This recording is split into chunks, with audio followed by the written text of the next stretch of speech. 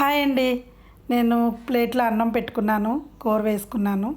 ఇంతకీ ఈ కూర ఏంటో కనిపిస్తుంది కదా, గుడ్డు కూర. అంటే ఈ గుడ్ల కూరకే అంతలా తల ఎత్తకుండా మరి తినేస్తున్నానని అనుకోవద్దు. దానికి ఉన్న టేస్ట్ అలాంటిదండి. గుడ్లలో నేను వట్టి గుడ్లే కాదు వేరే ఐటమ్ వేసి చేశాను. అది కనుక వేస్తే సూపర్ టేస్ట్ అండి, నిజంగా చాలా బాగుంటుంది.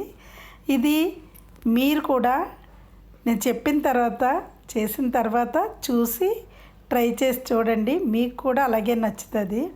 ఇది మా చిన్నప్పుడు అమ్మమ్మ ఎక్కువగా చేసిన రెసిపీ, అది మీకు చూపిస్తాను. Hi friends, welcome back to అమంతాస్ వరల్డ్. నేను ఈరోజు చూపించబోయేది ఏంటంటే గుడ్లు ఎండిరాయిలు అండి.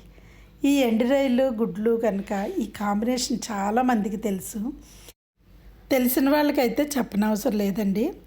ఈ ఎండురాయిలు మనం గుడ్లలోనే కాదు, గోంగూరలోను, వంకాయ, టమాటాలో, అరటికాయలు, అన్ని కూరగాయలను కూడా వేసుకోవచ్చు. నేను అంత వివరంగా చూపిస్తాను. ఇది విలేజ్ స్టైల్లో చేసిందనమాట. మా అమ్మమ్మ గారిది బాగా పల్లెటూరు, అక్కడ ఇలా చేసుకునేవారనమాట. అందువల్ల మీకు కూడా నేను షేర్ చేస్తున్నాను. మీరైతే స్కిప్ చేయకుండా చూడండి. చాలా easy recipe and tasty recipe. ఈ వీడియో నచ్చితే లైక్ చేయండి, షేర్ చేయండి, కమెంట్ చేయండి. ముందుగా కడాయి పొయ్యి మీద పెట్టుకొని ఆయిల్ వేసుకోవాలి. ఆయిల్ వేసుకున్న తర్వాత మనం ఉడకబెట్టుకున్న ఈ గుడ్లని తొక్క తీసేసి ముందుగా వేయించుకోవాలి. వేయించేటప్పుడే కొంచెం చిటికెడు పసుపు, చిటికెడు సాల్ట్ వేసుకొని ఇవి బాగా నల్లగా కాకుండా దూరగా వేయించుకోవాలి. అలా అయితే అది వేగిన గుడ్డు కర్రీ ఒకలా ఉంటుందండి. అది వేగకుండా కొంతమంది మామూలుగా పచ్చిగుడ్లే ఉడకబెట్టిన వేసి వండుతారు. ఆ కూర టేస్ట్ ఒకలా ఉంటుంది. కానీ ఇలా చేయడం వల్ల, ఇలా వేయించి వేయడం వల్ల చాలా బాగుంటుంది కర్రీ. ఒక డిఫరెంట్ ఫ్లేవర్ అయితే వస్తుంది. ఇప్పుడు చూడండి, గుడ్లు వేగిపోయాయి కదా, ఇవి తీసి ఒక ప్లేట్లో పెట్టేసుకోవాలి. అదే ఆయిల్లో ఈ శుభ్రంగా కడిగి పెట్టుకున్న ఈ రొయ్యలండి ఒక 2-3 సార్లు అయితే కడుక్కోవాలి.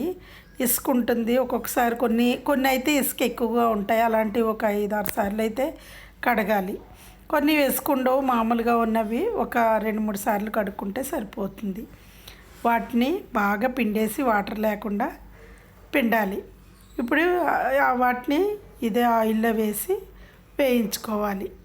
ఇవి ఎలా అంటే ఇవి క్రిస్పీగా అయ్యేలాగా, కరకరలాడతాయి అన్నమాట. అలా అయ్యేలాగా వేయించుకోవాలి.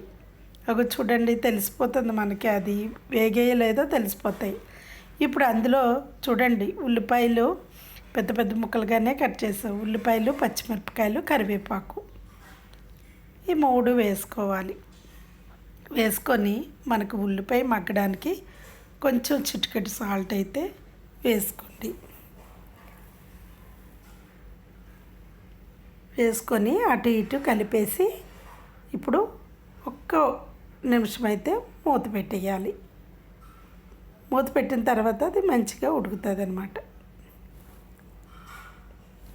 నేను చేసే ప్రతి రెసిపీ కూడా ఎటువంటి హైరానా లేకుండా, హంగులు పొంగులు లేకుండా చాలా సింపుల్గా చేస్తాను. అది కూడా చాలామందికి నాకు కాంప్లిమెంట్ కూడా ఇచ్చారు. చాలామంది చెప్తూ ఉంటారు, మీ కర్రీస్ అన్నీ సింపుల్గా చేస్తారు, టేస్టీగా ఉంటాయి, మేము చేస్తున్నామని చెప్తున్నారండి. ఈ మధ్యకాలంలో బాగా గుర్తిస్తున్నారు. చాలా థ్యాంక్స్ అండి అందరికీ. అయితే ఇంకా ఇలాంటి సింపుల్ రెసిపీస్ అన్నీ కూడా మీకు కావాలనుకుంటే కనుక, కొత్త వాళ్ళు అయితే మా అమంతాస్ వరల్డ్ అనే ఈ ఛానల్ని అయితే సబ్స్క్రైబ్ చేసుకోండి.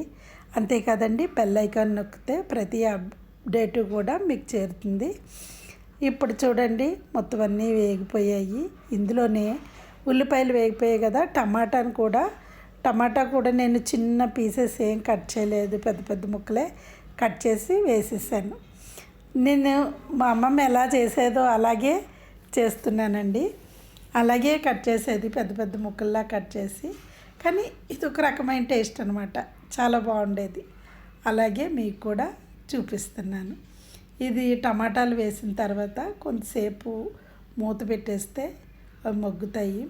అప్పుడు టమాటాలు మా చిన్నప్పుడు అయితేనండి ఇలాగే వేసిన పెద్ద పెద్ద ముక్కలు వేసిన వెంటనే గుజ్జులాగా దగ్గరికి అయిపోయేవి. ఎందుకంటే అప్పుడు ఆర్గానిక్, అప్పుడు ఎటువంటి యూరియా లేకుండా పండించేవారు కాబట్టి చక్కగా అది ఆయిల్లో వేయగానే మంచిగా మగ్గిపోయేది. ఇప్పుడు ఇందులో అల్లం వెల్లుల్లి పేస్ట్ 1 స్పూన్ అయితే వేసుకోవాలి. గరం మసాలా అవి వేయనవసరం లేదు కానండి, మీకు ఇష్టమైతే వేసుకోండి.